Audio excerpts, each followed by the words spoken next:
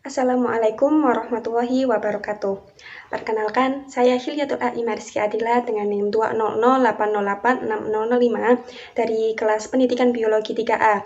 Video ini saya buat untuk memenuhi tugas mata kuliah Media Pembelajaran Biologi yang diampu oleh Bapak Widi Cahyadi, MPD. Cekidat.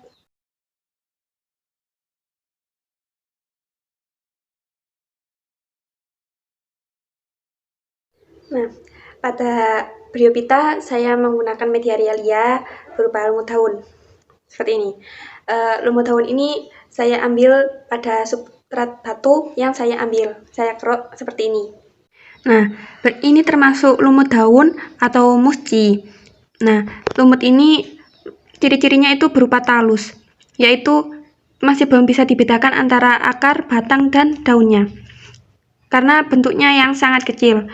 Pada perkembangbiakannya itu, nah ini terdapat seperti jarum-jarum ini.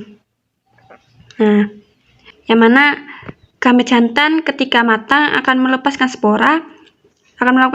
spora, sel gametnya menuju ke ovum melalui bantuan air, sehingga lumut itu habitatnya itu di tempat yang lembab, karena tumbuhan lumut ini butuh air untuk perkembangbiakannya. Akarnya ini, akar ini itu termasuk akar semu, yaitu rizoid yang fungsinya untuk menempel pada substrat. Nah, pada yang saya temukan ini menempel pada substrat batu yang saya ambil atau saya kerok. Nah, pada lumut ini tuh tidak punya jaringan pengangkut, yaitu berupa xilem atau floem, sehingga biasanya itu air mengalir ke daun langsung ke bawah menuju ke rizoid itu tadi. Nah, pada Pteridophyta ini saya menggunakan media realia. Di sini saya mempunyai dua jenis spesies dari Pteridophyta. Yang pertama yaitu jenis Adiantum sp ini, dan yang kedua jenis Polyticum setiverum. Nah, pada tumbuhan paku ini termasuk tumbuhan yang tumbuhan lengkap karena sudah bisa dibedakan antara daun, batang, dan akarnya.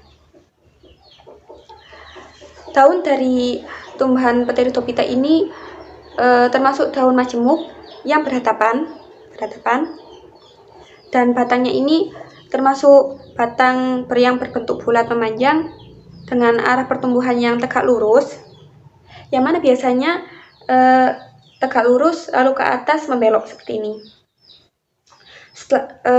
Batang dari Pteridophyta ini termasuk batang herba, dan akarnya termasuk akar rizom bas, itu pendek berserabut. Nah, ciri khusus lain pada Pteridophyta yaitu ini, adanya daun muda yang menggulung. Nah, pada daun Pteridophyta yang di atasnya ini disebut dengan daun steril karena digunakan untuk fotosintesis atau menghasilkan makanan. Sedangkan di bagian belakang atau bagian bawahnya ini disebut daun fertil karena digunakan untuk perkembangbiakan. Yang mana pada tumbuhan paku ini perkembangbiakannya dengan sporangium atau sorus yang biasanya berwarna coklat di belakangnya ini. Untuk contohnya ini seperti ini. Nah, pada paku ini Adiantum sp terdapat sorus yang berwarna coklat ini. Ini masih kecil karena masih belum matang. Nanti kalau sudah besar, sudah matang, berwarna coklat dan sangat besar. Yang nantinya kalau sudah matang itu akan jatuh dan ataupun terbang terbawa angin dan akan menghasilkan gametofit baru. Seperti itu.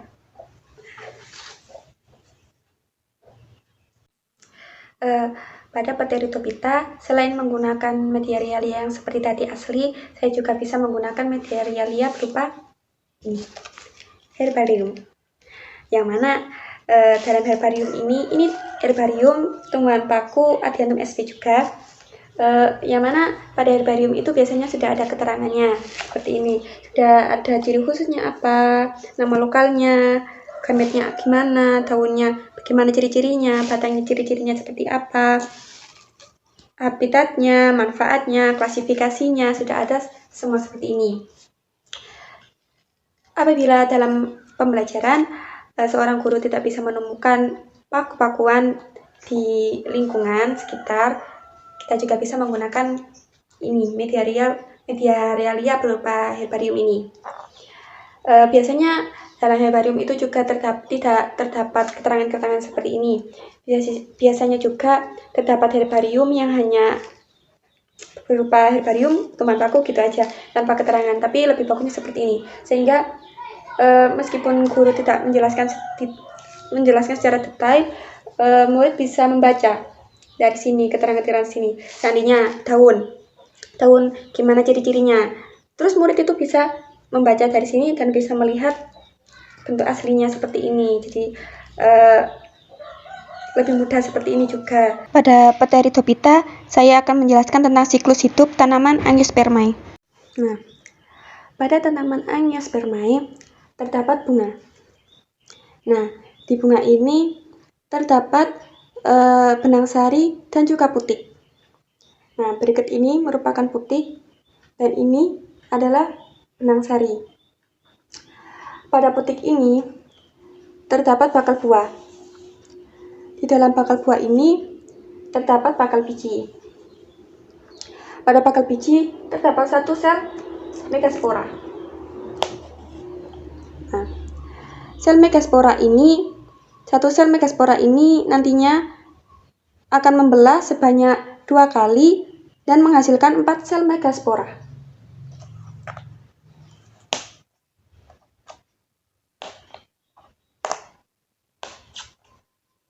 Nah, nantinya 4 sel megaspora ini akan bertahan 1 sel saja. 3 sel megaspora yang lainnya akan mengalami degenerasi atau kematian.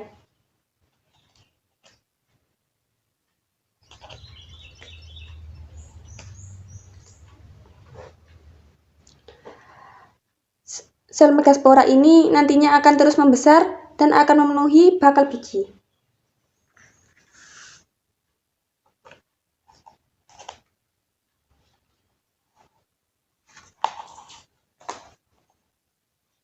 Nah, inti sel megaspora ini akan terus berkembang dan akan terus membelah sebanyak 3 kali, sehingga menghasilkan 8 sel, di mana nantinya 3 sel akan bergerak menuju ke kutub utara,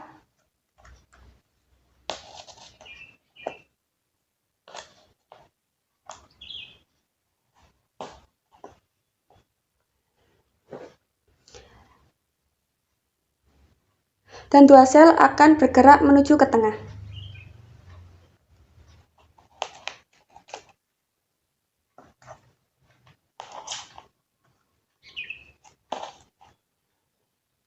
Nah,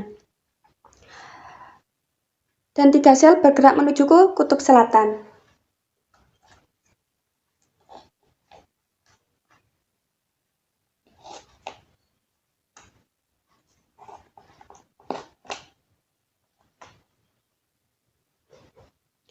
Sel yang bergerak menuju ke kutub utara ini disebut sel antipoda. Sedangkan sel yang berada di tengah disebut dengan inti polar atau sel kandung lembaga sekunder. Dan sel yang berada di tengah ini disebut sel ovum, dan 2 sel yang menghimpit sel ovum disebut sel sinergit. Setelah itu, benang sari. Di bagian benang sari ini terdapat tangkai benang sari dan juga kepala. Pada bagian kepala benang sari ini terdapat serbuk atau benang sari. Ketika serbuk sari ini nantinya ketika sudah matang akan melepaskan diri dan menempel pada kepala putik.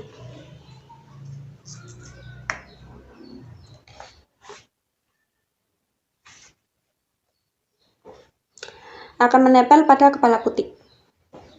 Ketika serbuk sari menempel ke kepala putik, nantinya inti sel dari benang sari yang berupa inti vegetatif dan inti sperma akan bergerak menuju ke mikrofil. Nah, setelah sampai ke mikrofil, inti vegetatif akan bergerak menuju sel sinergit. Sini. Nah, setelah ini, karena sel vegetatif ini menuju ke sel sinergit, sehingga sel sinergit ini akan pecah dan membuka jalan bagi inti sperma.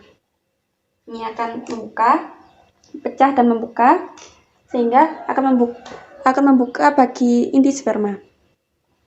Lalu inti sperma 1 akan bergerak menuju ke ovum. Nah, dan inti sperma yang kedua akan bergerak menuju ke inti polar.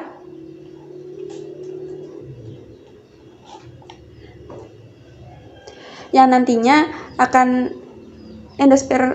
membentuk endosperma dan akan berfungsi untuk memberi nutrisi bagi zigot. Sekian yang dapat saya sampaikan, kurang lebihnya mohon maaf. Assalamualaikum warahmatullahi wabarakatuh.